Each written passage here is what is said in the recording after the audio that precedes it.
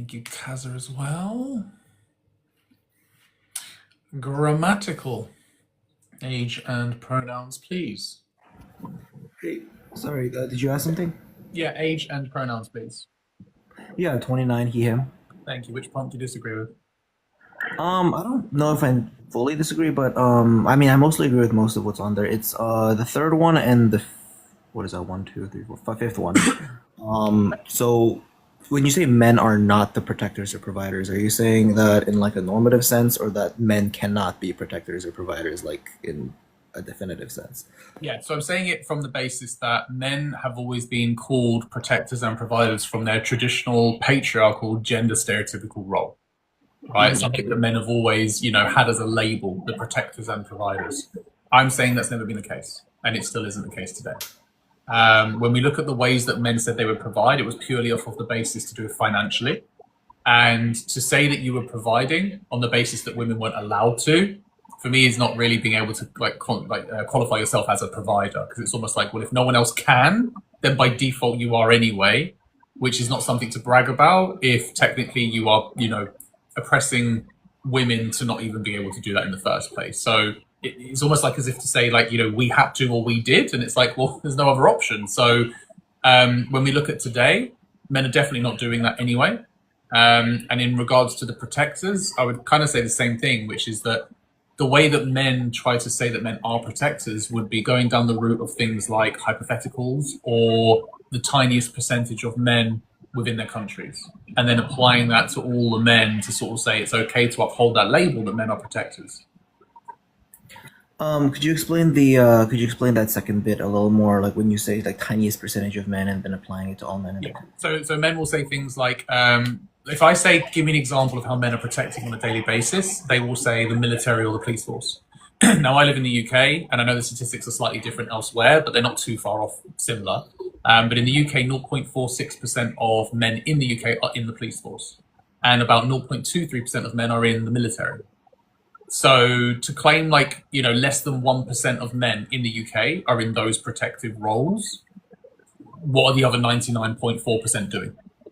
Oh, okay. Well, when I say like men are protectors, I don't say men are protectors because unfortunately I live in the U.S. and the statistics here are, I feel like, a lot more damning than over there, across the Atlantic. But I think I say like men should be protectors in that I say that more on an individual basis. Like I'll give you an example. In my life, like my wife is Muslim and visibly Muslim, and I live in an unfortunately very Islamophobic state.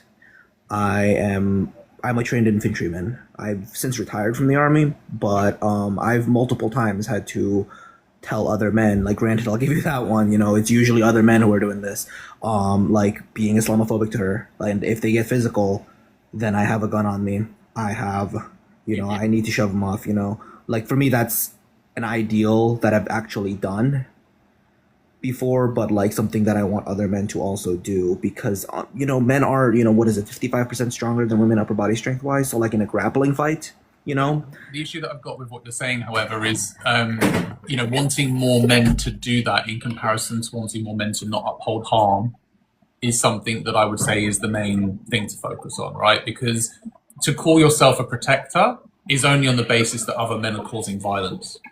And so for you to fulfill that role, you need other men to be violent, which is then almost benefiting you to call yourself a protector because of that. I can see that. On the other hand, though, it's like what I can change about myself versus what I can change about people who are already kind of internalized that.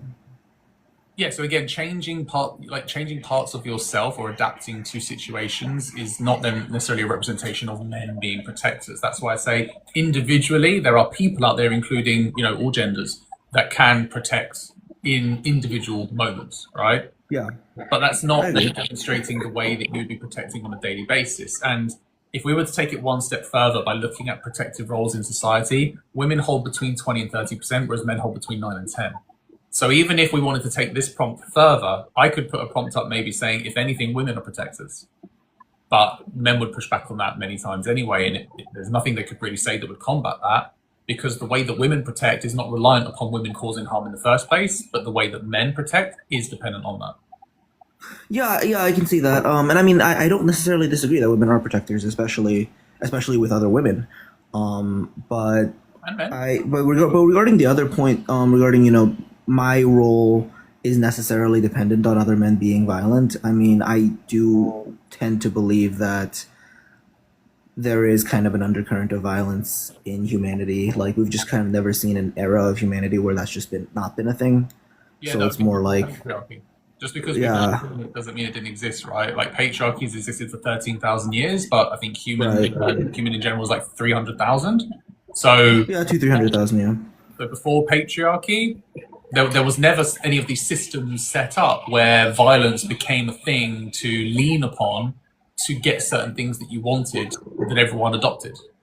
Well, in the sense of patriarchal violence, I'd agree, but I mean, we have evidence of like Paleolithic wars, for example, and we see like mass graves that are dated 30, 40, 50,000 years, right? We see like mass violence. I mean, we don't know what it's like because no one wrote anything down. I mean, I don't think it's necessarily patriarchal, but it's definitely intertribal warfare, right?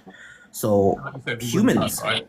yeah, we don't know, but I mean, there is evidence of it being intertribal warfare. We don't know the nature of the warfare, but we do know that humans killed other humans, probably for resources, most likely, or territorial disputes. But like, for example, I'm bringing that up because it's like humans are, I feel like, inherently violent. Like most predators are. I disagree with that. I don't think they're inherently violent. It's something you learn. It's not something that you are.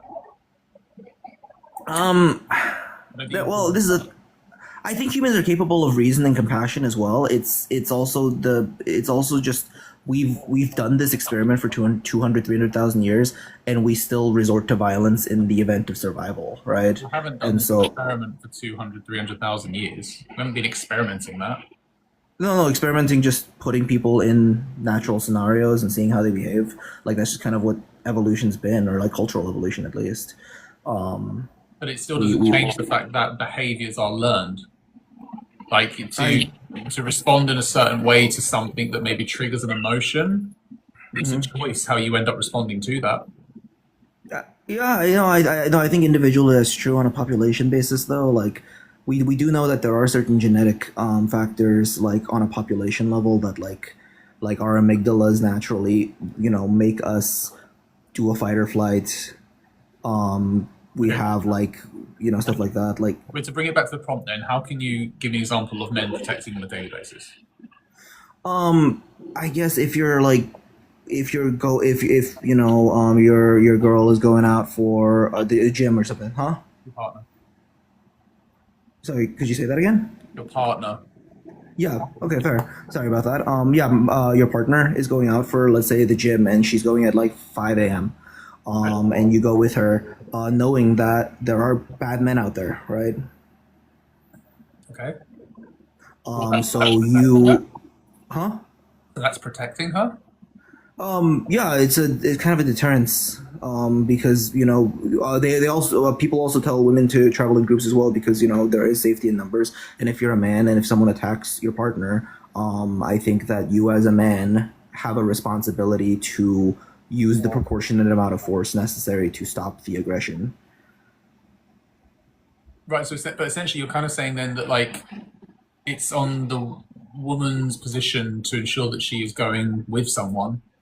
Or No, I don't think. No, I don't. No, I don't want to come off victim blaming at all. I don't want to say like, oh, it's like she has a responsibility or whatever. I think it's you as a partner have a responsibility to make sure your partner is safe in a way that doesn't restrict her autonomy. So if she says, "Hey, don't come with me," you should respect that. But if she doesn't say that, or if you've had like the communication to discuss that, I think yeah, if you're with her and if someone attacks her, you have a responsibility to physically engage if she's being physically aggressed on. so what's going to happen when you've like walked her to the gym and then someone comes up to her and starts harassing her at the gym? I mean, if it's verbal, you should respond verbally to like, I mean, My point I don't know the situation, right? So, my but point is, my point is you've gone home, right? So this is what I'm saying. It's like what you think can be a form of protection isn't necessarily protection. Because if you walk her there and there's no, perpetrators around, then once again we come to this point that you're saying that for you to give a demonstration of protection, it's still reliant on a man causing harm in the first. yeah, I don't think your primary role should be protector. Your primary role should be partner, right? Your primary role should be you go to the gym with her because you want to spend time with her. Um, I mean, I wouldn't say that's always true because some people have different interests and some people want their own, fair. time if they're at the gym. I'm just trying to look for examples, right? And I don't think there's any examples here that's not based on a hypothetical, right? Like men are not all going out, walking their partner to the gym to do those things. Like you've given an example again of something that's a hypothetical. Yeah, for concrete, for like I said, it's in my own life. It's like, yeah, I live in an Islamophobic state, so like when I go out with her, and someone like makes like a lewd gesture. I mean, to be fair, maybe this is an army thing, but like I get real shitty with the person who's doing that gesture because number one, you shouldn't be fucking doing that shit in public. You shouldn't be doing that to a woman. You shouldn't be doing that to anyone. And so I like verbally like accost them if they like catcall her or like make an Islamophobic remark. And yeah, if they like aggress on her physically, I do show them that I have a firearm on me, right? And it I would not encourage makes people. them back off. Yeah, but I wouldn't be encouraging pew-pews and violence. I wouldn't view that as protection. I very firmly believe in an eye for an eye, and I believe in deterrence. I don't believe that everyone can be talked out of an action they've initiated that's aggressive. And I wouldn't personally define that as protecting. you don't do, huh? I wouldn't personally define that as protecting. Why would you not say that's protecting? Because you're like the concept of an eye for an eye is basically violence matched with violence. Yeah, So like I believe in tit for tat. yeah, I'm saying your idea of protection, if that's your idea of protection, I don't view that as protection. Why is that? It prevents harm done by Prevent an harm aggressor. done, because if the harm's already done, you're just then adding to more harm. So that No, doesn't because prevent. no, no, because violence isn't a single act. It's not like someone's gonna punch her and then run away. The assault is usually going to be ongoing. It's to minimize harm to her and maximize incapacitation to the aggressor. There's no such thing as minimizing harm. If you're saying eye for an eye, that means if someone gets unalived, you would unalive them back. That's No, no. harm. When I say eye for eye, well, actually, eye for eye was probably a bad, more like tit for tat, as in if you aggress on me in order to prevent further aggression, I'm going to incapacitate you. You Right, so know, that's not de-escalation, that's escalation. yeah, because I'm not going to risk my safety of the escalation when I'm not the aggressor. I But care again, more about my life and my partner's life than the life of the aggressor. you're I'm not a universalist. still not recognizing that that is escalation, therefore that is adding to the harm. What? Yeah, de-escalation inherently comes with a risk because I'm not trained in de-escalation, and most human beings aren't. It does require training, which is So you're trained in escalation? I was a soldier. Yeah, I was trained in de-escalation in the sense of shout, show, shove, shoot, which is a deterrence policy. It's not like someone rushes you and the first thing you do is you dump your mag on them. You do have some. Again, you're giving these examples as if like men are going around pew-pewing everyone. Like you've gone to quite an extreme, and all I'm asking is for ways that men protect on a daily basis. You've decided to go Yeah. to something where this level of a response is needed. And like this is the Yes, point. because Hold on. This is the point that I make. Right, is that when men want to talk about protection, it always comes down to violence. And the way that you've gone in terms of this violence is to quite an extreme. Right. I'm just talking about just general day-to-day protection. You're giving hypotheticals, like I said to you earlier, was men just give hypotheticals. Like this doesn't happen to you, for example, on a daily basis. That's yeah, what I'm trying to get to, yeah, right? but it has happened. Yeah, That's why it's not a hypothetical for me. It's so, yeah. but that is still okay. Anecdotal, hypothetical. My hypotheticals, like I assume the hypothetical can still happen, sure. But like it's the equivalent to people saying things like, "Well, your house could get burgled one day. You're going to expect me to be the protector in that situation." It's like, okay, but men are not coming home from work looking at their front door and windows thinking it's going to happen any minute now. That's what I mean by the hypothetical. It's like if it doesn't happen, then where's the protection? And if it does happen, men Okay, assume that they will protect. if you want a mundane reason, I kill bugs for her. Right? I kill bugs for her. On live bugs. Okay. So, Yeah. all right. Grammatical, thanks for coming up. Yeah. All right. Take care. Um, Ash, age and pronouns, please.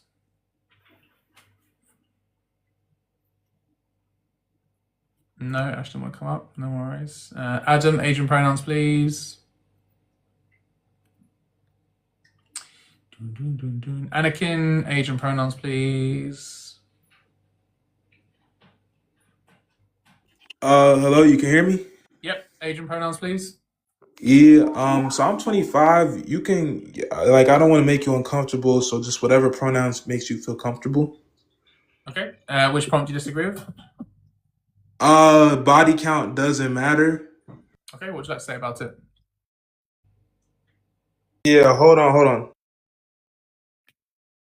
All right, yeah. So essentially, I kind of understood that point of view, but there's something I learned that's like really important, and I want to share it with you guys because this is serious in regards to body count, right? So there's this thing called, I believe it's called telegony, where it's this idea, and it's actually shown in animals and in humans, where the previous sexual part, or I don't know if I'm allowed to say that word, the previous partners you had, it affects the offspring that you have. So if you have 100 partners as a woman and you have a kid, those partners you had previously will affect the children you have. This is real. It's called telegony.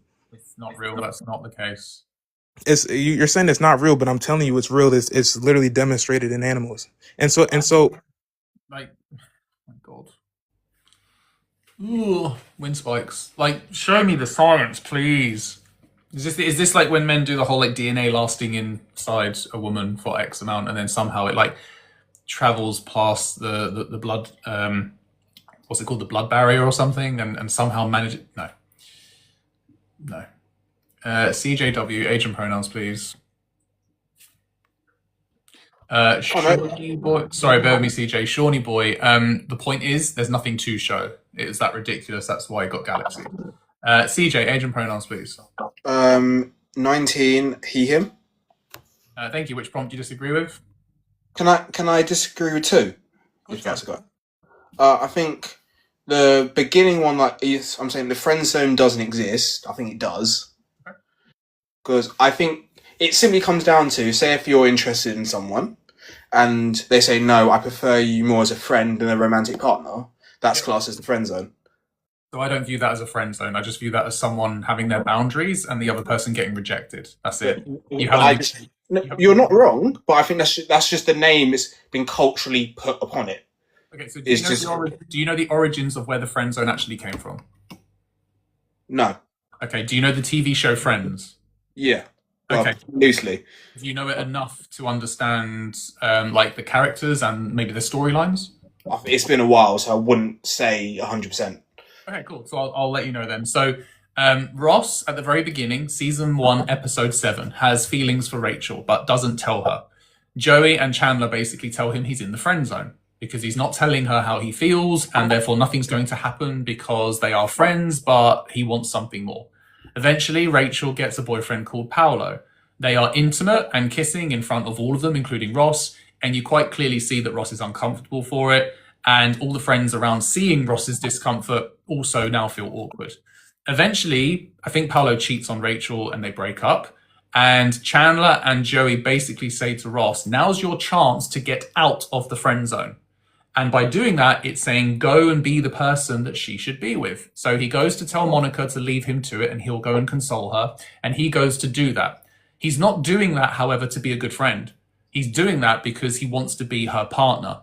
So he's being disingenuous, he's lying to her, he's being manipulative, all because of his own benefit, which is hopefully that he gets to be with her in the future.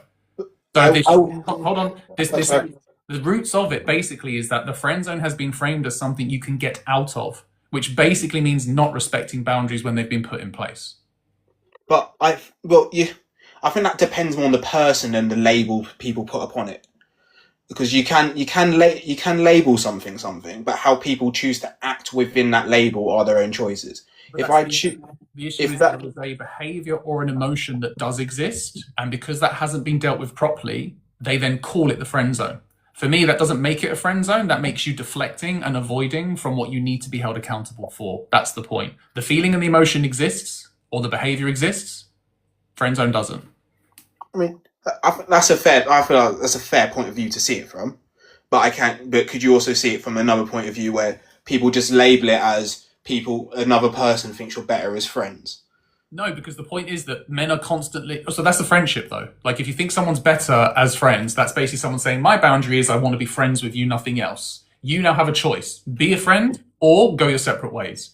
I haven't put you anywhere. So you saying I've been friend zoned or I'm in the friend zone, you've just imagined that yourself. And, that's just something for you to deal with. Why? You're calling it that because you don't want to call what really exists.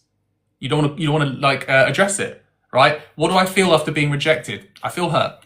That's not nice, right? My ego's bruised, sure. Do I want this person in my life? Well, emotional intelligence might need to kick in to say, yeah, I still want this person in my life as a friend. So maybe I need to work on those romantic feelings disappearing before I can commit to that. Otherwise, I'm going to just say, yeah, fine, we could be friends when that's literally not what you want. And that's the problem, is when you say that you can label it how you want, men will use that friend zone to uphold harmful behaviors. And I'm saying that's where the problem lies. So, for example, let's say a man gets rejected, right? And he agrees to be friends because in his mind, maybe in the future she'll change her mind. Maybe I can just loiter around, be a friend, do what I need to do, and hopefully she'll see me in a different light. He's not there to be her friend. He's there to be her possibility in the future. That's the problem. That's the harmful behavior. I see it, but I think just one issue I had with your explanation. When you say men, I would change that saying some men, because it doesn't. I don't think that defines. Men is inclusive of some men, the majority of men. It could be any amount. So I'm not gonna like you saying some is you basically wanting to save face for men, and that's not what it's about, right? No, it's not saving face for men. It's just saying that not all men would be included within that. It doesn't say all men. So it doesn't even say anything about men. I'd uphold the same belief to women, by the way. It's not a double standard. If women use the term friend zone, I'd call them out for it as well. So it's not about men. The difference is this live focuses on men's misogyny and unpacking that. So I am looking at the way that men behave to try and get them to understand that actually these decisions, these thoughts, these beliefs, these emotions that you have, how is that upholding harm in this situation? So when a man goes up to his mates and his mates are like, hey, what's happening with you and that woman? And he goes, oh, I'm just in the friend zone. I don't know what that means. I don't know what your intentions are. I don't know what you plan on doing. But if he was to be honest and say, well, she rejected me, but I'm going to just hang around and hopefully she'll see me in a different light, I can call you out for that now and say, that's not appropriate. That's not being respectful to the boundaries of a friendship. I can call you out now for your behavior. But just saying I'm in a friend zone is not being honest. That's not providing context. All right. The last one is the last point I want to comment on. Do you define it as men who are saying, no, you can't wear that, or you think it's okay for people who say, I don't think that's a good idea to wear that type thing? What I would say is, give me an example of a time when you think it's appropriate for a man to tell his partner to either change her clothes or tell her what to wear. Say if we're going to a gathering that has a certain type of dress code to it, and you think it doesn't fit that dress code. So say if it's formal wear, and you don't think the outfit fits the vibe of the where you're going, I think it's okay to say, I don't think you should wear that, but I think there's a difference between sharing your opinion and demanding something. So I would say that's quite infantilizing, right? Because if she's aware that it's formal wear, then she would know how to dress for formal occasions. Right? So you having to tell her that insinuates that she doesn't understand what formal wear means, or that she doesn't understand what dress code means for certain events. So I don't think that's it, because I think some people have different views on what formal is. I would say, but that's the equivalent to me saying that men have different views on what is considered revealing clothing, but yet if that's subjective against all, then surely there would be a line of recognizing what formal clothing is, right? Are we walking around here thinking women don't understand what formal clothing is? Really? No. I feel like that's a twist of the words. But that's I'm saying it. No, that's not. That's what you said. You said that she might not be wearing something that is appropriate for that formal event, and it's well, if it's formal, are you saying that women are going to struggle to understand the concept of formal clothing? Because if that's what the dress code is, that's what it says, formal. So how come you're able to understand what formal clothing is, but she isn't? Reason I say that's a twist of words, because people, it's not you just a specific person. Some people wear different things, and sometimes you can think that might not suit the occasion. Something might be suited better, because when you say it's not formal, it might be just, if you're going to a work event, it might fit a different vibe to the dress that she could be wearing, or pantsuit, or whatever she chooses to wear. It's not. I don't think it's it's saying women haven't got the concept or the idea of what formal is. It's that you are fair. Anyone is fair to advise someone else on what they're wearing. If you are allowed to give an opinion, and they can choose to take your opinion or not. But it's just giving someone advice. It's that there is a difference between me saying to my partner, "You can't wear that. You have to wear this. If you're not wearing that, you're not coming out the house." To, "Oh, I think you should wear the other one." There is a difference. DJ, you're essentially saying that you would have a better understanding of women's clothing to be associated to formality than she would. I didn't say that though. Okay, so I think you need to hear what you said, right? You're saying that there would be a situation where you would be able to tell her your opinion that what she's chosen to wear is not appropriate for this event. And I'm saying that if you feel confident enough to do that, it's because in your mind you have a better understanding of what she should wear, which would mean a better understanding of women's attire. Otherwise, how could you offer that advice if you haven't got something in your mind that you think would be more appropriate? I feel. Do you have opinions on if you see someone wear something, have you ever had the opinion of that might not be appropriate to wear in this type of environment? Have you ever had that opinion? Maybe years ago when I held on to more misogyny, yeah. But I don't think having an opinion on how someone's dressed is classed as misogyny. There is a difference. If this is upholding grape culture, then that would be misogynistic. So my point is that you telling a woman or thinking that you would be able to tell a woman that what she's chosen to wear for something that is described as formal is either inappropriate or that you've got a better idea of what she should wear, I'm struggling to see how that would ever actually happen. Am I saying it's impossible? No. But essentially that's what you're telling me, is that there could be a time where you would know better for what she should and shouldn't wear for something that is called formal attire. To make it clear, I think that scenario can go both ways. There is a time where a woman could say to a female partner could say to their male partner, "Oh, I think you should wear the different coloured suit. I think it would suit better in this occasion," or not. I think it's just you can give an opinion to someone without having an ulterior motive, because you can look at something and just think, "I think you should wear the other one today," or those accessories might look better with that dress today. For this type of occasion, or I feel like that's a bit too showy, or that dress is a bit too flashy. If she didn't ask for opinion, why would you offer it? So in a relationship, right? You're not allowed. So you can't give an opinion without it being classed as misogyny. No, I didn't say that. I'm not saying that. I'm just saying why would you offer an opinion on something that she hasn't asked for when she's chosen what she wants to wear for this particular event? Because you're allowed to give your opinion to your partner.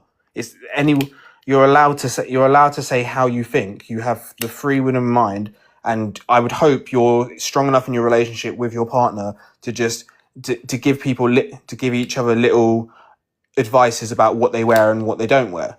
Like you. So what would you do if she then said, "Okay, I'm still going to wear it"?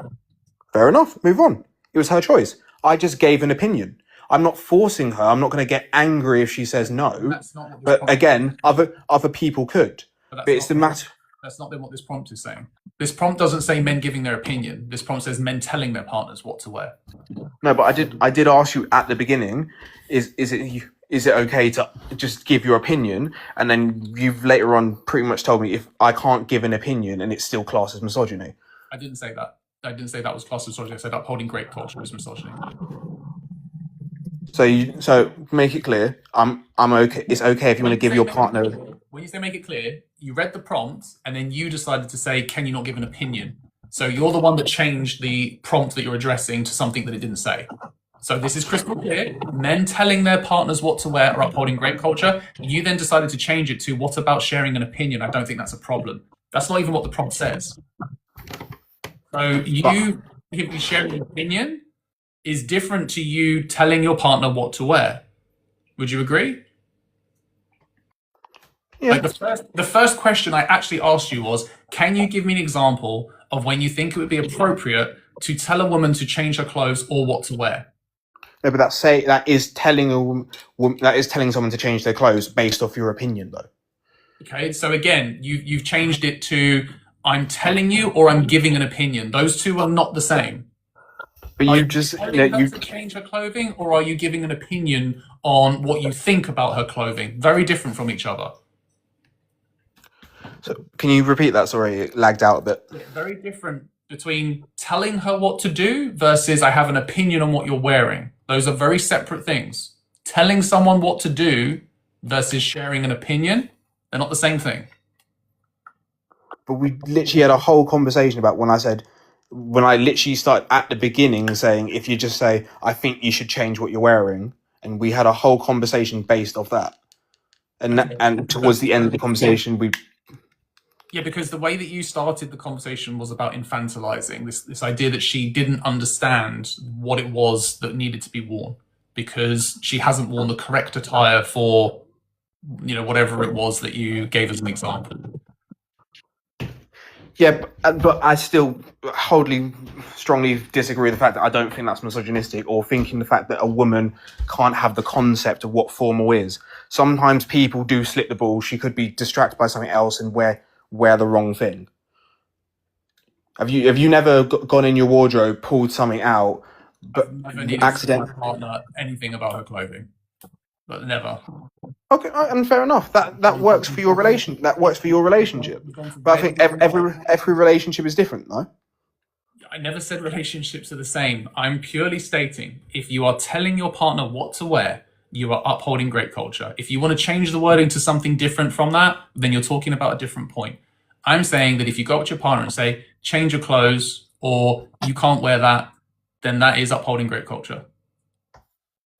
Okay, I disagree, but that's your opinion, and that's how an example of when you think it's appropriate to tell her to change her clothes.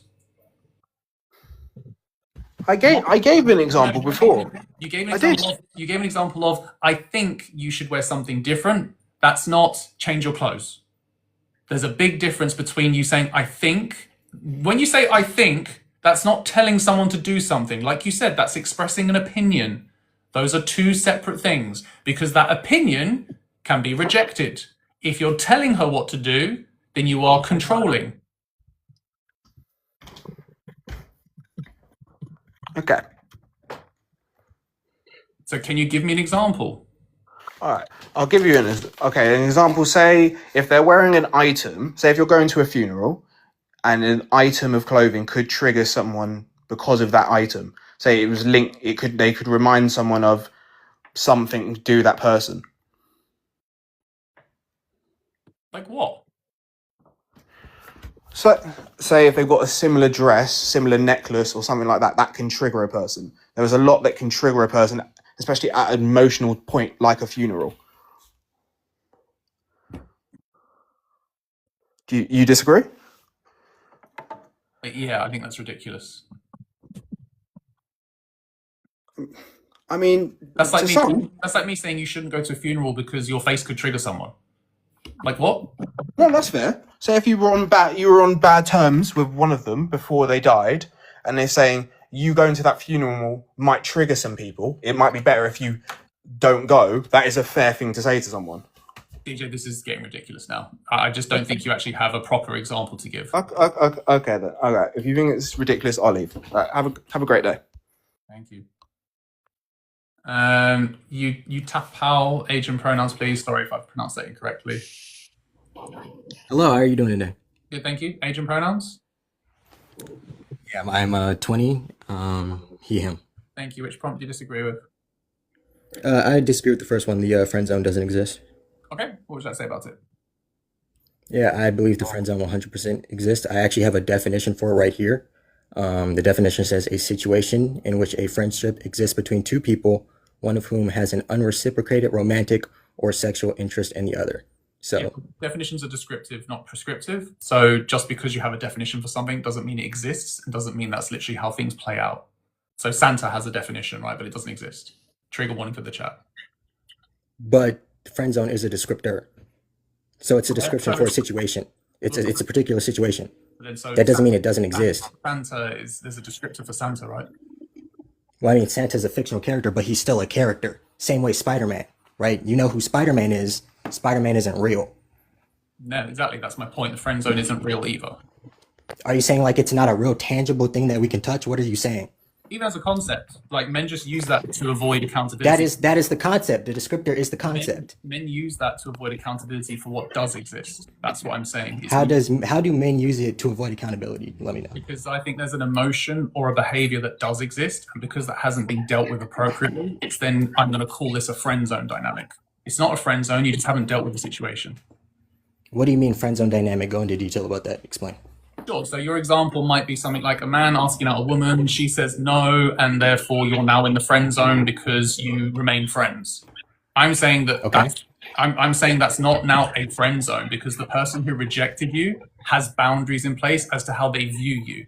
They view you as a friend, which would be a friendship. If you choose to agree to be her friend, then you are in a friendship.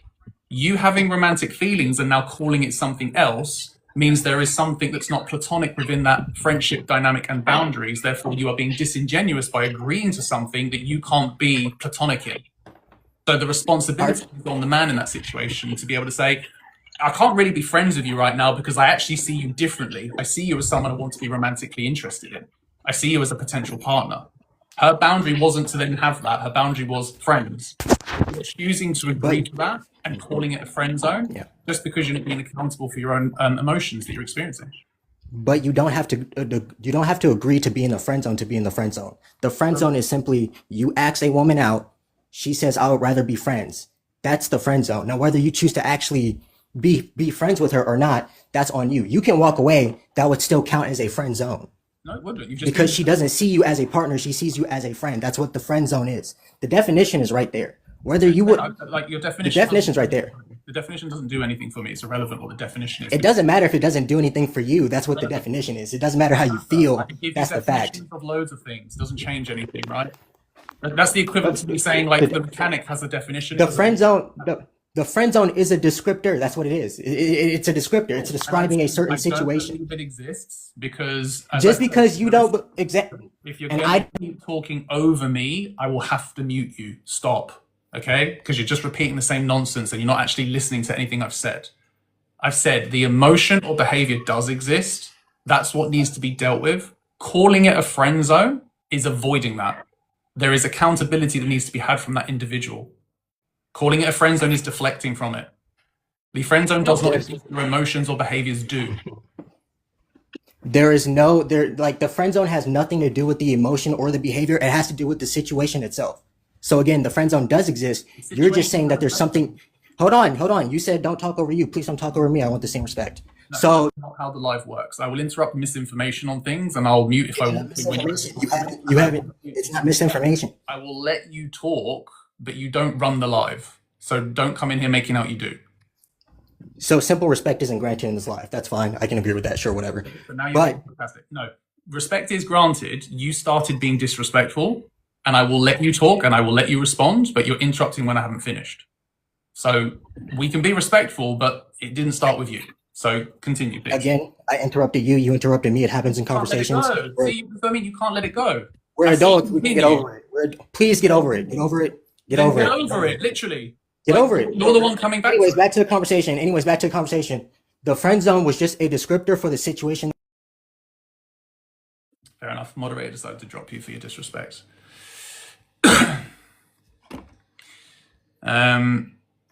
Marianne? No, okay. Hello, Kitty. Hi, Kitty42, she, her. It wasn't actually me that dropped for once. Trust me, I was getting close to it. Yeah. Just to be clear, please chat, don't comment on how people speak, their tone, or making comments. They sound aggressive, they sound like this. Comments like that can be ableist, they can be racist, they can be classist and more. If you don't know why, please take the time to go and research further why that is the case. We don't do that here. Challenge what is said and not how. Again, I've literally just said, as people are typing, the comments have said, please don't do that. Okay, like I said, it can be classist, it can be racist, it can be ableist. Stop. It's as simple as that. This is an educational space. You are going to hear misogynistic rhetoric, okay? This is an educational space for men to unpack misogyny.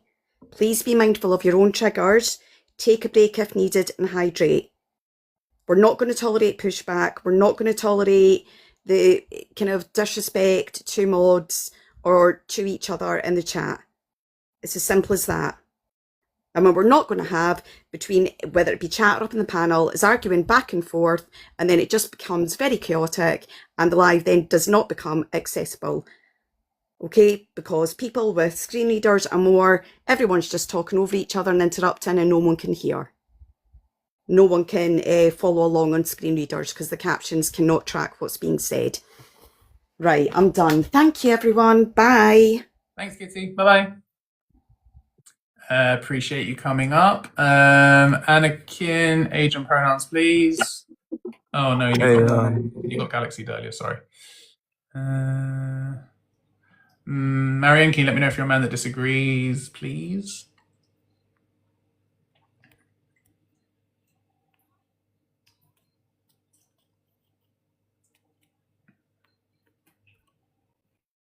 Yeah, you got Galaxy, which means you got dropped earlier.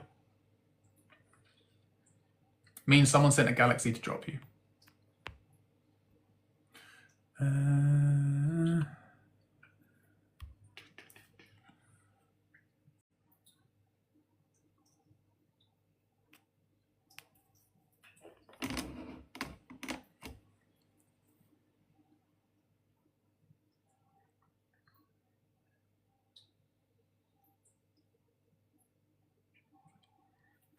Because D, yesterday's conversation I wasn't too pleased with, and I don't want to speak to you again today. Maybe in a few days, but not after yesterday.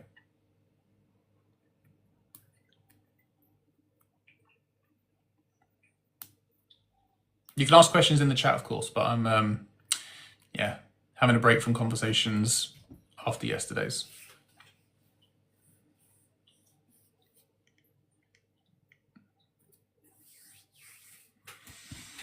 Right, for those of you that are new, welcome. If you do want to watch any of the other lives, you can catch up on them because I do upload all of them. It's Lex_therapy and then the number 1 after it on the Red and White app. Thank you so much, Ida, for posting the link in the chat. If anybody wants to drop a follow, I think we're on 311 followers, maybe 312. If we can get up to 315, that would be amazing.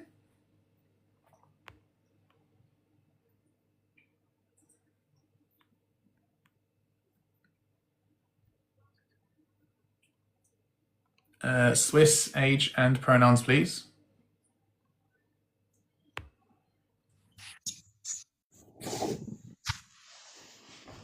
Hello. Oh, yeah. Age and pronouns, please. 41 here. Thank you. Which prompt do you disagree with? I disagree with body count doesn't matter. Okay, what would I say about that? I would like to preface this in that I'm only talking about a person's choice to date someone. Body count doesn't matter determining the worth of a woman or a female or whatever. Okay. Now, anyone can choose any reason to date or not to date someone. Do you agree with that? Yep. So then if someone wants to date someone with a low body count, that is their choice, right? Okay. Same as someone who wants to date someone who doesn't smoke, or someone who does smoke, or someone who has tattoos, or someone who doesn't have tattoos, someone who is red-pilled, or someone who isn't red-pilled. Those are all choices, right? Yep. Would you agree with that? So then when someone says, I don't want to date you because you have a high body count, that is their choice, no matter what the outcome is, or if they are missing out on a really good relationship. The same as other people choosing to not date other people for whatever reason they choose. Yep. Would you disagree with that statement, or? Okay. Yeah. And I'd also like to talk about another prompt, but you don't have it up there, so. Wait, so that was it with the body count? Yeah, that's just the body count. Okay. I mean, that doesn't still tell me how body count matters. It doesn't matter. I agree. It doesn't. You're right. Body count doesn't matter. Yeah. So then you don't. That's the reason. I disagree with you telling, and I've seen you some of this with people saying that if you choose not to date someone because of body count, that is wrong or that is misogynistic and you need to explore why. That part I disagree with. Misogynistic or insecure, yeah. Based on those two things, yeah. That part I disagree with, because what we should be focusing on before we get to that part is saying body count doesn't matter for women. Their worth is not on their body count. Their worth is not on what body count means. Their worth is on who they are as a human being, not as who they are based on their body count. So then we need to understand the reasons why men have an issue with it then. And if some men give that as a reason, then that's where the misogyny is. That's why I'm saying that when you start to find out the reasons why men don't want to date a woman with a high body count, their reasons are rooted in misogyny or insecurities. Yes, but you could also say the same is that if women don't want to date former red pill men. That's deflective. No. Like, not wanting to date someone who is outright misogynistic is understandable. Harmful. I did say former. I didn't say now. All right, former. I said former. Okay. Well, yeah, if they're former, then that's fine, because if they've unpacked their misogyny on that level, then they recognize that they fell into something that indoctrinated them to believe in harmful things, and now they don't believe those things anymore, then okay. That's apples and oranges. It's not even analogous to, like, or as a fair comparison. We're talking about body. Yeah, but if someone chooses not to date someone because they have a high body count, that is their choice. Again, what's the reason for the choice? You have to go deeper. It doesn't matter. Personally, I wouldn't date someone who smokes. That is my personal choice. You're comparing it to something that's completely irrelevant. I don't know why you're bringing in different things, right? We're talking about body count. Because a person's choice to date someone is their personal choice. And I'm saying if that choice is upholding misogyny based on your choice, then that is harmful. It doesn't matter what their choice is. It is a person's right to choose who and how they choose to date. Okay, no one's saying it's not their right.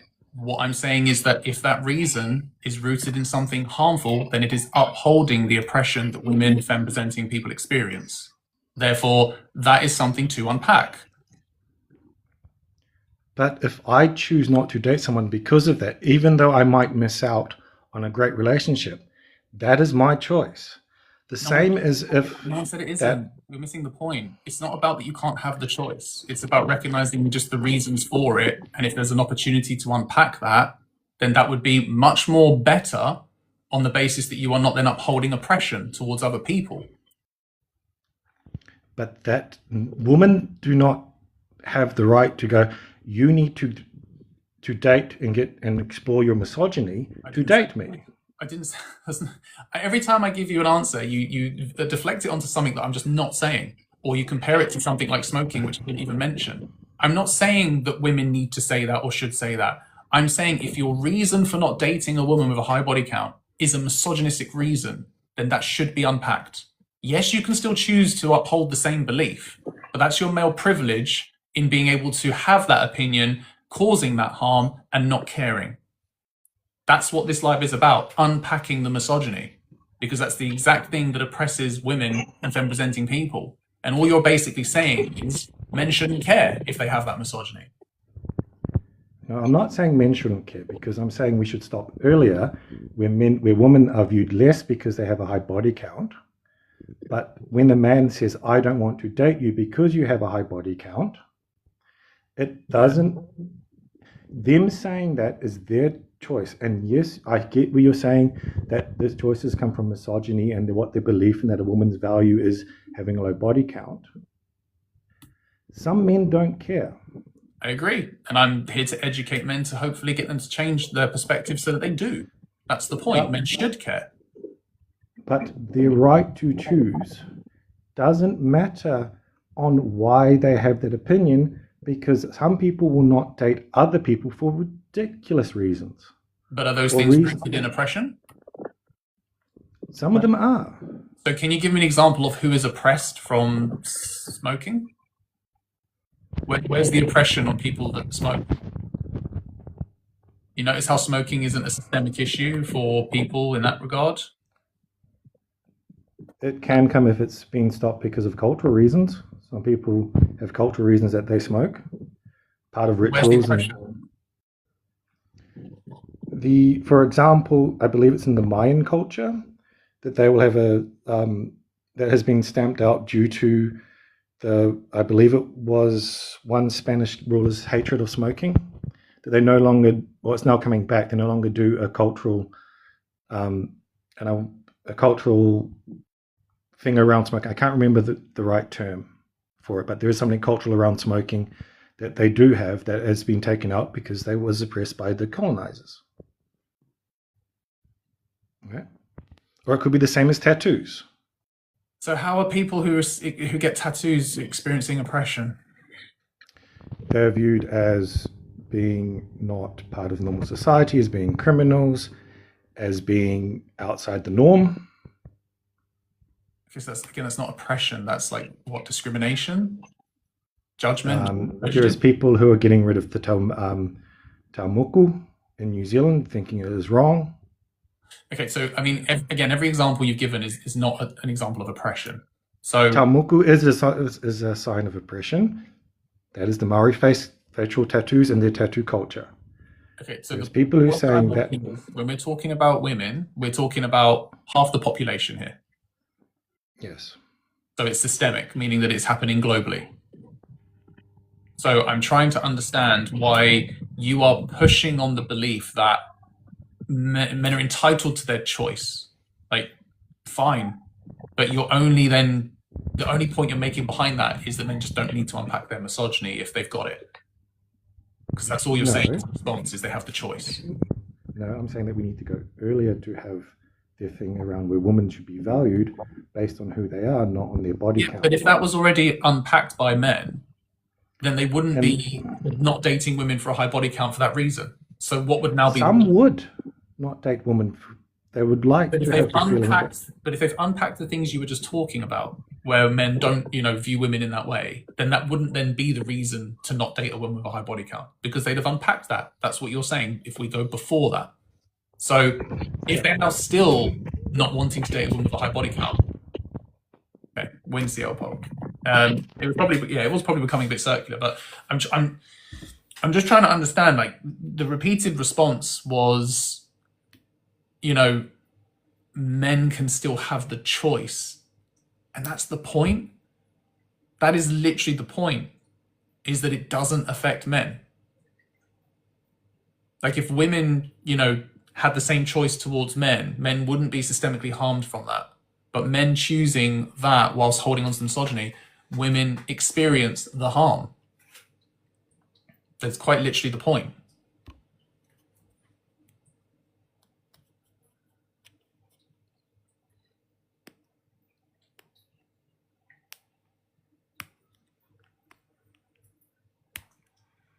Yeah, as Kitty said, just as a reminder though, make sure that when we are, if we're attacking anything, we attack the points being made as opposed to the individual.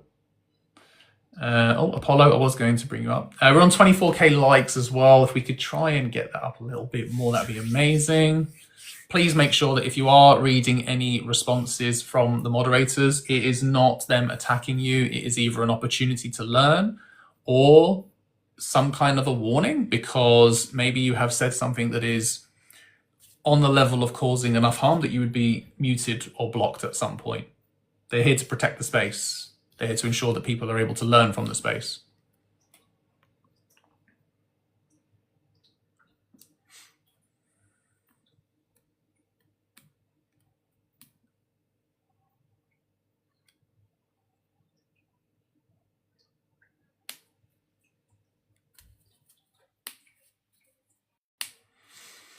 Thanks, Coco.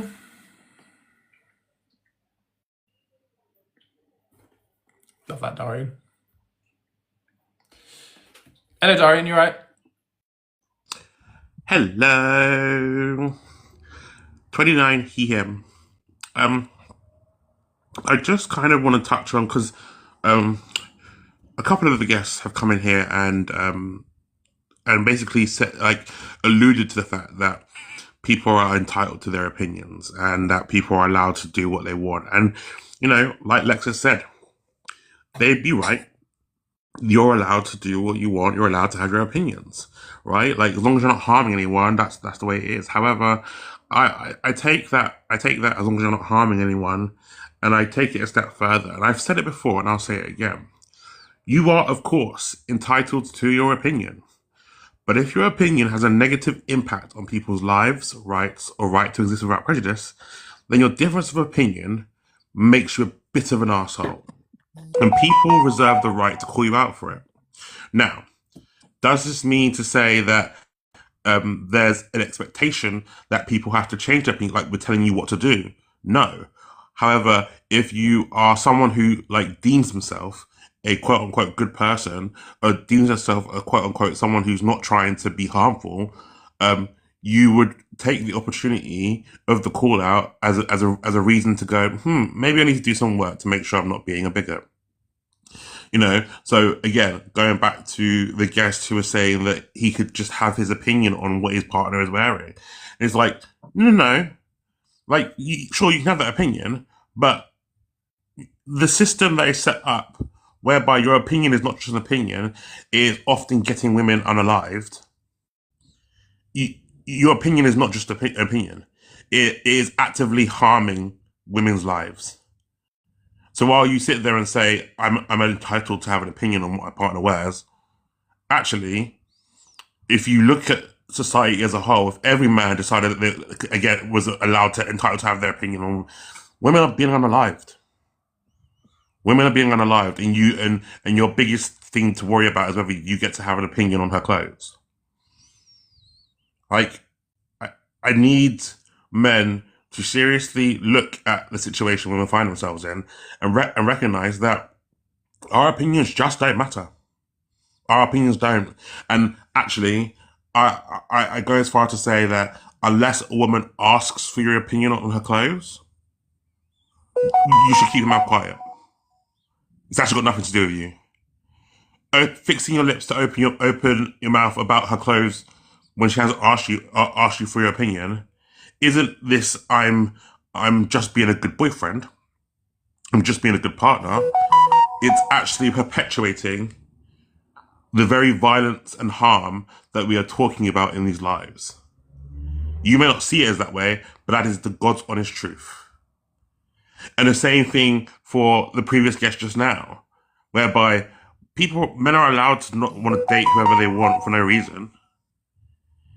You're right. That's true. Like no one is saying that you have to want to date everyone. That's not what's being said.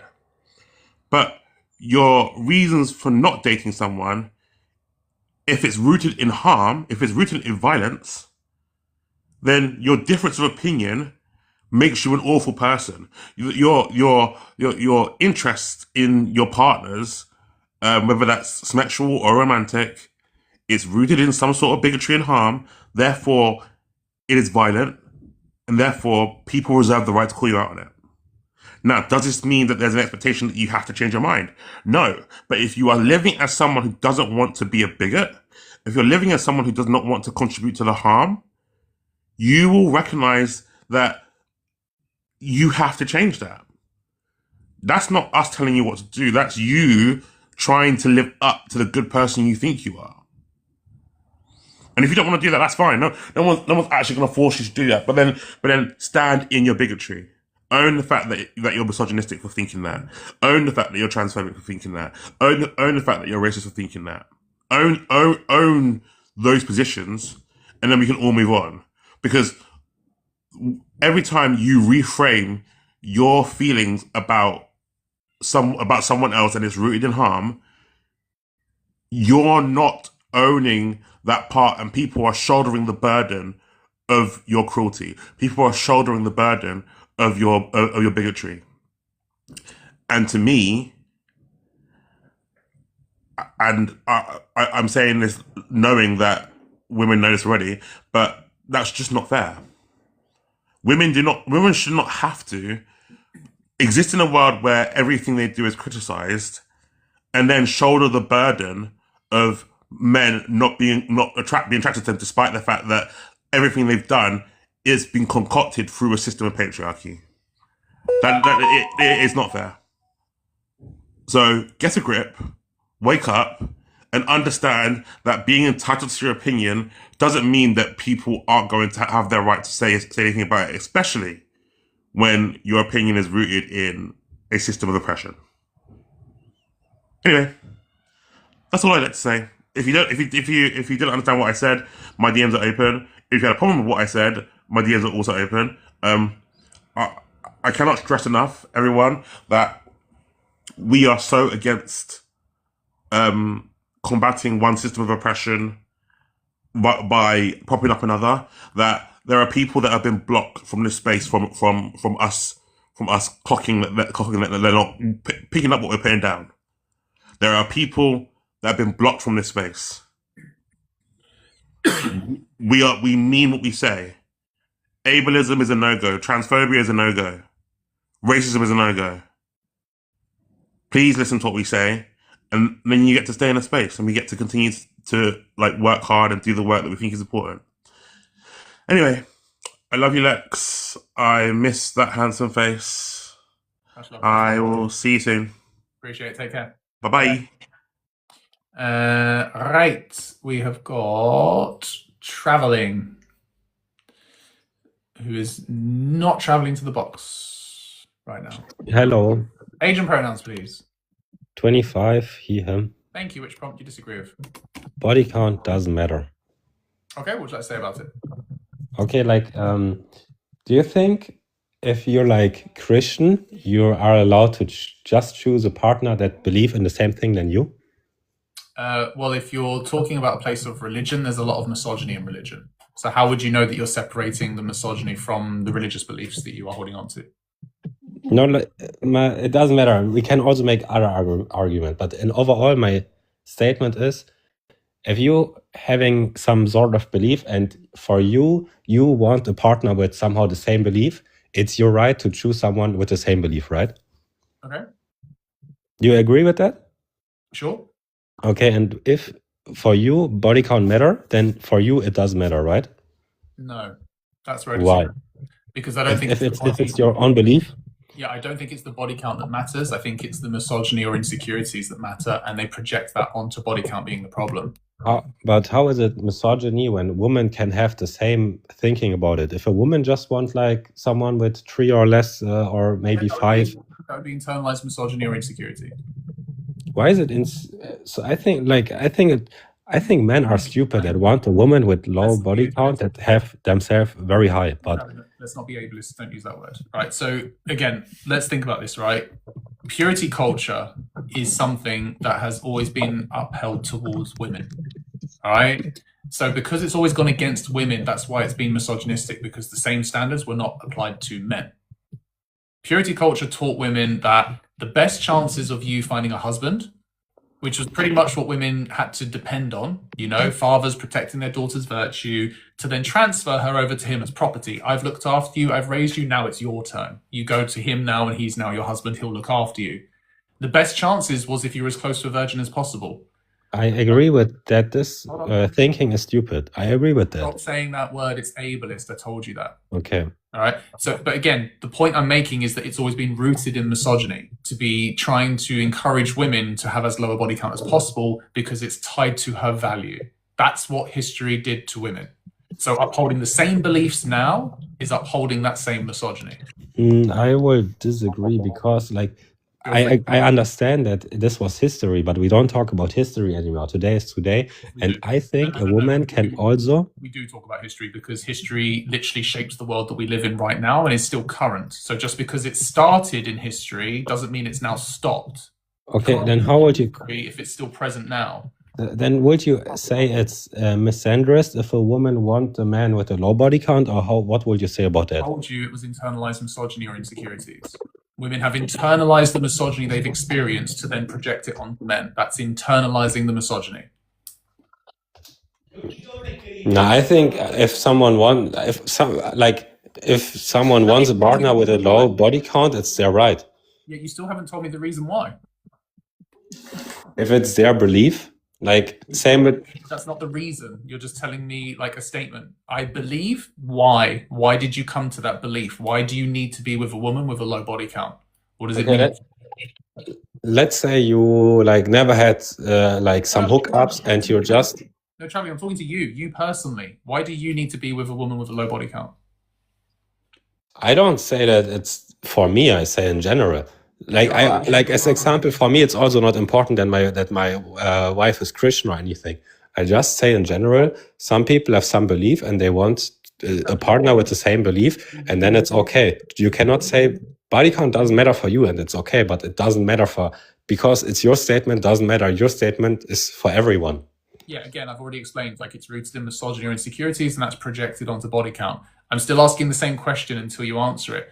Do you have an issue with a woman that has a high body count? Like, would you be in a relationship with a woman with a high body count or marry a woman with a high body count? It depends how high, but like if it's under 10, I would say it's okay. Okay, so if it was 15, why wouldn't you? It depends on age and everything. Like, let's say... Again, how old are you again? 25. 25. So if her body count was 15, would you be in a relationship with her if she's your age?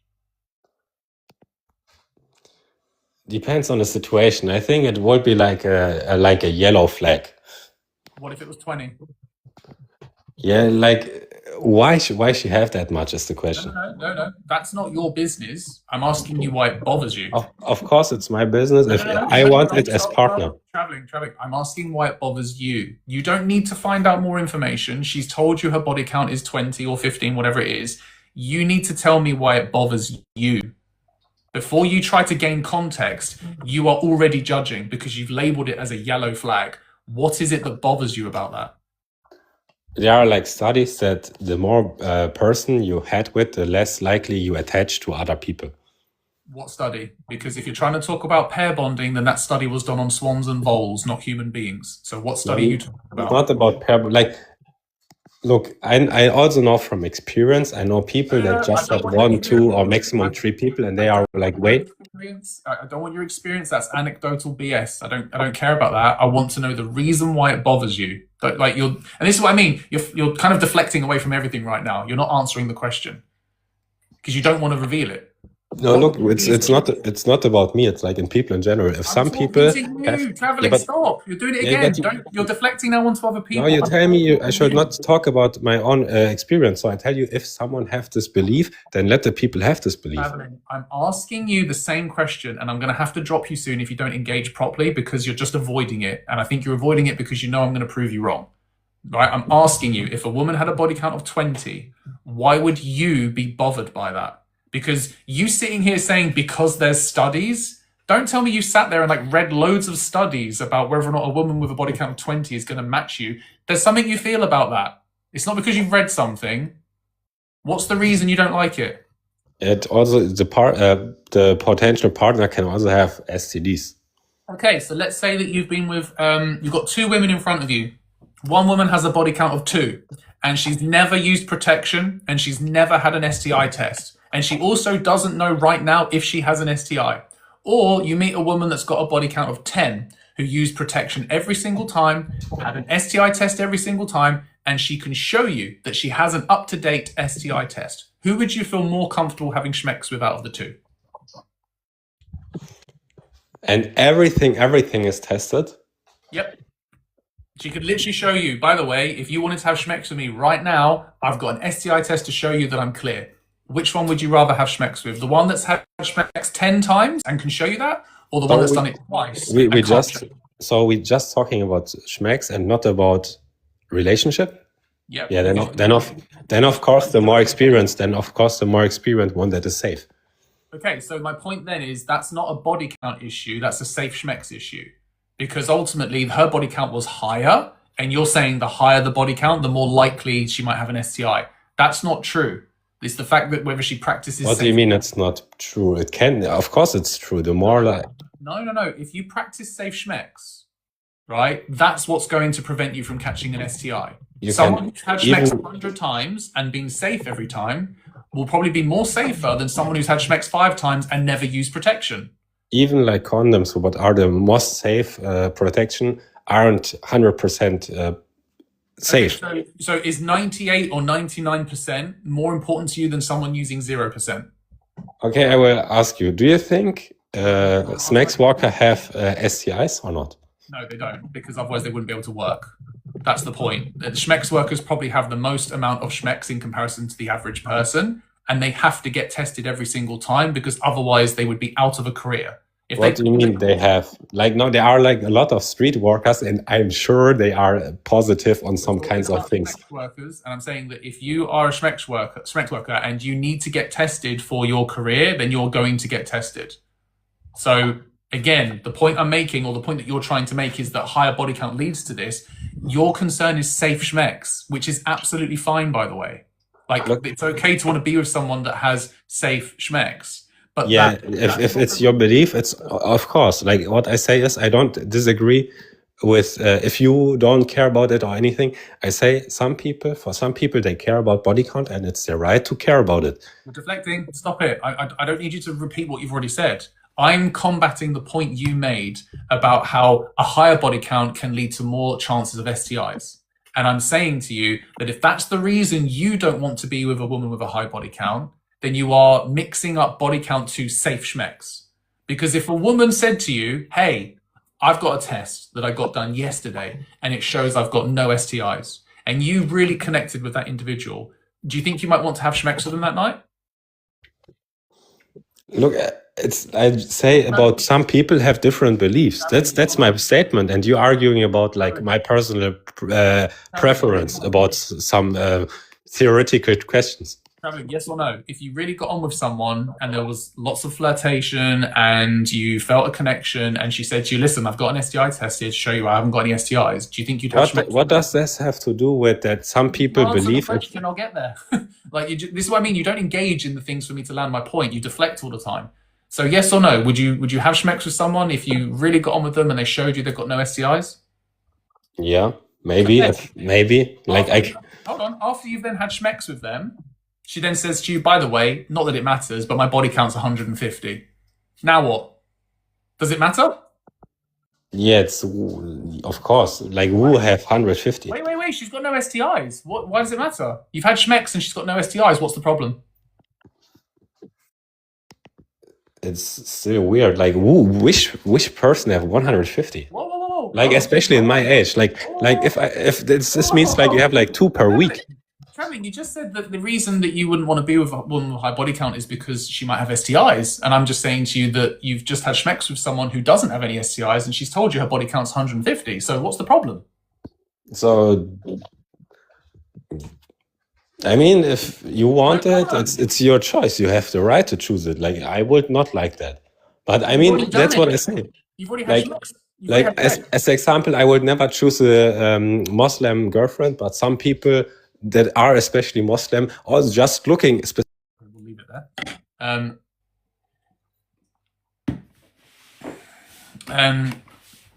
Anyway, so this is the point.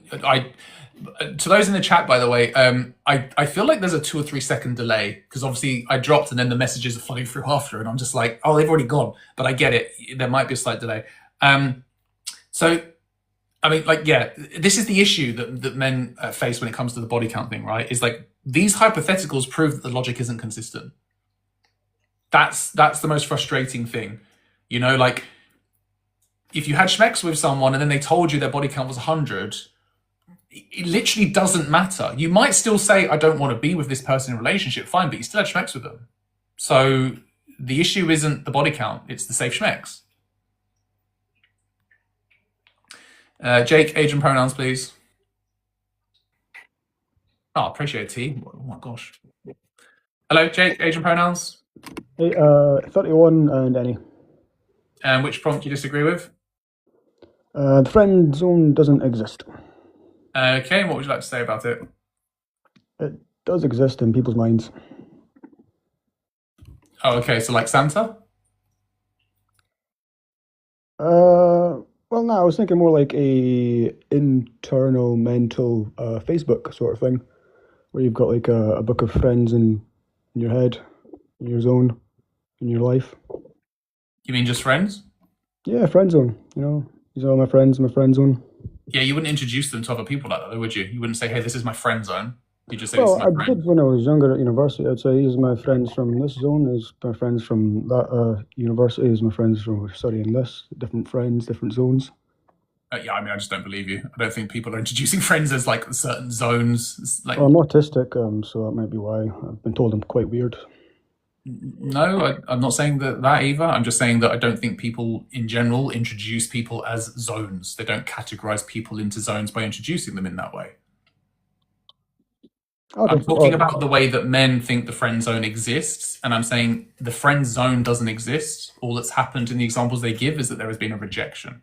Because when I was younger, I put the people that I knew personally in my friend zone, and the ones I didn't know into the stranger zone. But as I've grown up, the stranger zone just kind of turned into a bigger unmet friend zone area. Okay. All right. Thanks for sharing that, Jake. Yeah.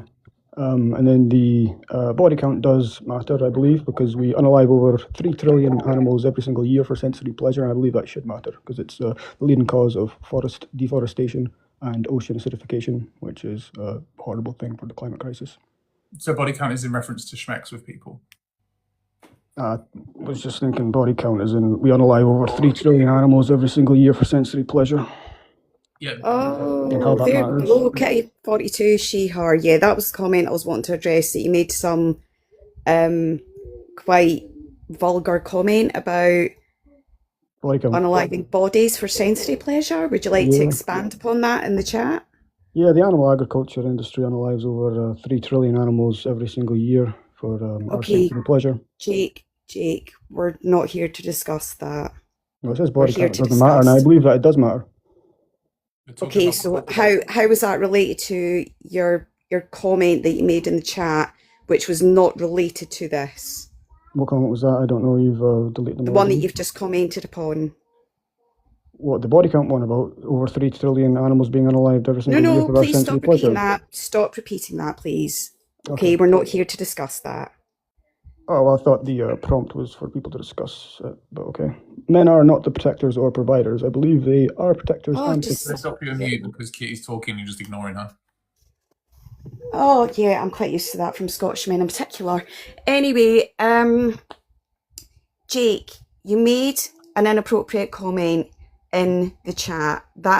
I'm a mod in this space. I was up here addressing that. Now, if you want to discuss the prompts, that's fine. Please do not going on to start speaking about things that are not relevant to this. Okay? We're not here to discuss animals. I have to disagree on that because humans are animals and this is Jake, we're not doing this. I've just said we're not getting into semantics about what humans are or anything like that. You know very clearly what I mean by that. No, because I really hope that you do understand that humans are animals. Oh my days. Jake, what prompt would you like to discuss? We went to the first two, so the third one, I suppose, if we're going down the list. On you go, Lex. I'd love to hear about men are not the protectors. What would you like to say, Jake? I don't know, maybe you should tell me your bit so I can tell you my bit in relevance to yours. Yeah, men are not protectors or providers. That's pretty much. In what sense? Sorry? In what sense? In any sense that men being given the label protectors and providers, they shouldn't be. So there's nothing that men are not protecting on a daily basis in any way to warrant being called protectors. So it seems like a lot of the men at the top are protecting a lot of Epstein's buddies just now. That's all I can say. That hasn't really contradicted my point in any way. But they are protecting themselves. And they're providing something toxic to the world. Win T for the galaxy. Right. See everything I said in that text to you? Oh, yes. Well, yeah. Full blown at this rate. Full. Okay? Leading the way. That's all I'm going to say. Can't wait to catch up after. Oh, yeah, you're going to need a protector. Anyway. All right, speak to you in a bit. Right, chat, take a break. I'm going to do that as well. Big love. Big love. Bye-bye.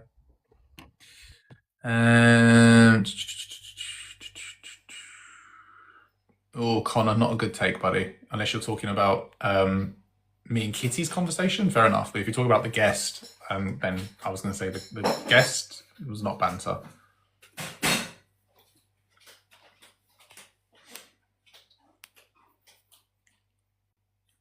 No,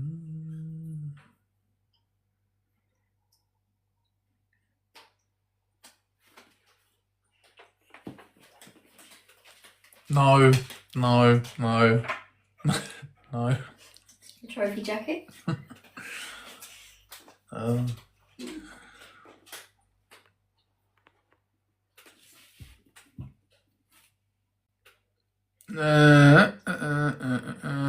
Left for the win. Age and pronouns, please.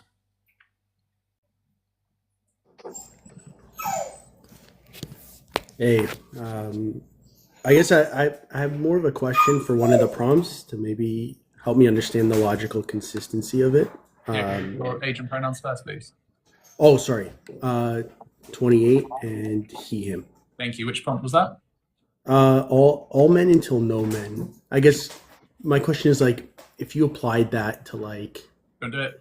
I know what you can say, but don't do it. I'll explain why. That's fine. So when we're talking about, all men until no men, right? It's on the basis of women's biggest form of oppression is gender-based violence, right? So women being wary and cautious of all men is completely understandable, right? Misogyny, patriarchy, that's what is upheld. So the violence is measured as gender on gender. When you want to then take the all men until no men and apply it to a different demographic, you would likely be applying it to a marginalized community who you are taking out of the privileged demographic here in men. So, for example, some men will say, well, why can't you say that about a particular race? Well, race is inclusive of men, right? Within the gender, the behavior is focused on men. Taking the race out is now making it racist because you have switched the oppressive groups. Men would be the oppressors to women, but depending on the race you focus on, they would then be the oppressed group when they were already part of the oppressor. So when you switch it, you can't apply it unless you're keeping the same oppressive groups in the similar way. So if you were to say, if a BLK person was to say all whitey people until no whitey people, that would make sense because that's, whitey supremacy. That's the oppression that BLK people experience from that. So if you're keeping that consistent, that's fine. But if you are, then yeah. That's exactly what I was getting at. So, so then I see it. So it is logically consistent. You can apply it. It has to still maintain that oppressor kind of thing. Okay, perfect. That's the only question I had. So. Thank you for asking. I appreciate it. The only reason I wanted to interject was just because sometimes saying it can then be either triggering on the basis that sometimes we hear it from men in a way where it's like, well, then you can say this, rather than you being curious and respectful, which is great. So it was more, I just wanted to be like, I know what you're going to say and I can respond. So I appreciate you coming up for that. All right. Thank you very much. Take care, buddy. Bye-bye. Bye. Apollo, you keep on requesting and then taking it back. So if you are available, I'm more than happy to have a brief chat with you. If not, it might have to be tomorrow.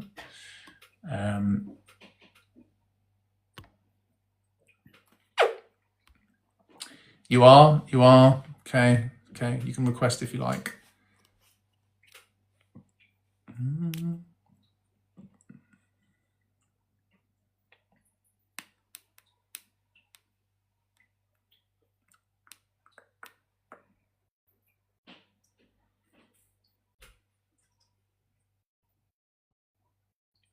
So Wild Welsh, I hear what you're saying. The issue with this is, and the best way I can give you an example, let's say a man is walking down the street and a woman is walking towards him. They both need to walk past each other and there's maybe no one around, like it's late at night. On average, I think it'd be fair to say that she would probably feel more uncomfortable in that situation. If you were to substitute that man with a completely different random man and have the same situation, I would still think on average, she would be more uncomfortable. The point is that you could keep doing that with any random man until you've done all of the men in the world. On average, we would still probably say she would feel more uncomfortable. And because you don't know which man will be in that situation, you would still have to think on average, it would be her. But within that hypothetical, there will be those good men that you talk about. And it's not about her saying every man that walks past her is dangerous. It's about recognizing she will still be wary and cautious regardless of who he is. So she's not, and women are not saying every individual man is dangerous, but being wary and cautious of all of them is completely understandable. So if you get offended by that as a good man, then you're centering yourself in something that's not necessarily about you individually. Men collectively are creating more issues and more problems and more harm. And so men collectively need to do something about that. So if you're part of the solution, great. but then the women around you would know whether you're part of the solution by the way you behave. Like women will be able to tell. So it's trying to kind of look at that and recognize it's not about you personally.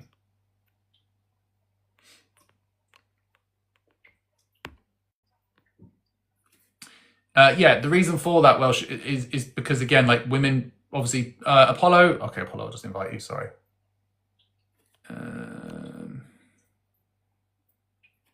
How do I invite you, Apollo? Apollo. There we go. Got you. No, haven't got you. Try again, Apollo. One more time. One more time. I don't know why it's not working, Apollo. Hey, there we go. Age and pronouns, please. Oh, it was laggy. 23. Pronouns are he, him. Thank you. Which prompt do you disagree with? I want a clarification on the first prompt. I wasn't there for the friend zone doesn't exist. Yep. So I think any dynamic that you would call a friend zone, there would actually be an emotion or a behavior that one of those people need to deal with. And because they haven't dealt with it, they would call it a friend zone. And for me, that's deflective and avoidant. It doesn't mean that there is now a friend zone. It just means you haven't dealt with what needs to be dealt with. And depending on the way that you've responded to maybe a rejection or the circumstance, I would say there's something there that needs to change. And if you go and say to your mates, hey, I'm in the friend zone, it's like, well, what does that mean? What's actually going on?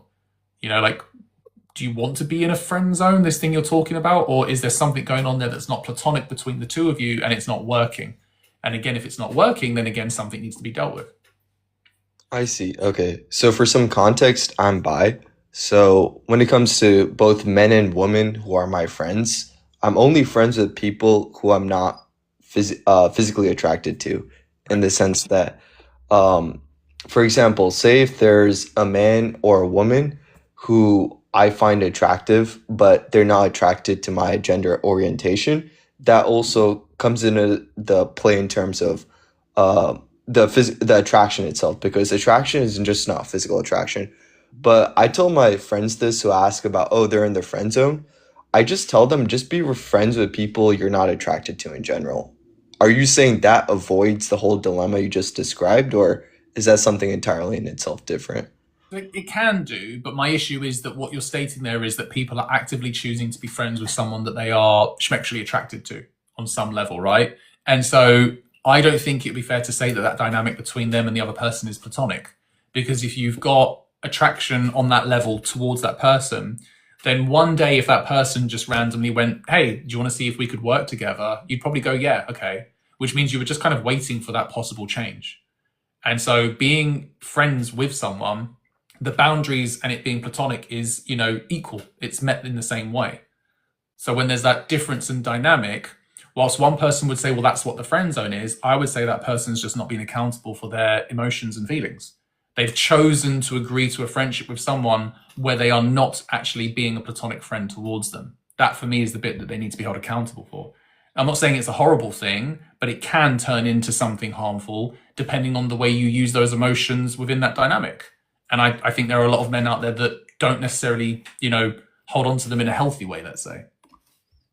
I see. I understand your point. And a lot of this got highlighted in my friendships in the sense like, I mean, at least I mentioned before I'm bi, but a lot of my heterosexual, cisgender, straight friends, they talked a lot about this after watching. I don't know, have you watched the movie Obsession? I've heard a lot about it. What you described, I feel, is very coercive if both parties are not on the same understanding that the friendship is platonic. And I don't want to spoil it for you, but you can look it up later. I feel that if you're saying when you enter the friendship, both say if it's a heterosexual man and a woman, Yep. are you saying a lot of times in the quote unquote friend? Or your signal cut out there, or your microphone cut out. I heard you say a lot of times.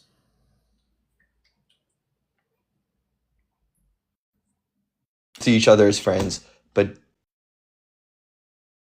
Apollo, you keep cutting out.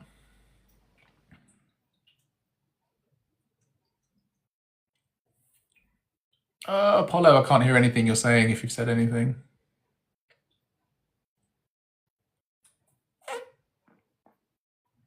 Apollo. All right, I'm afraid we might have to leave it there, Apollo, buddy, but hopefully you might be able to come back another day to continue the conversation. Let's go with Jordan. And it's Jordan. Age and pronouns, please. So I agree with you, but I think the top one, the friend zone doesn't exist, is slightly wrong. But like on the other side, I think you can Sorry, have Jordan. a friend zone. Didn't hear your age and pronouns. Could you just let me know? Oh, he, him. And your age? 31. Thank you. So yeah, go on, friend zone. Yeah, this should be quick, but yeah, just as a point, I think I know people that will say there's a friend zone, even if both have non-platonic feelings, they've decided to put each other in the friend zone because they cherish the friendship too much. So I would just say they've decided to be friends. They haven't put anyone anywhere. They've just agreed that it won't work on a romantic level, and so we're going to be friends. That's a friendship.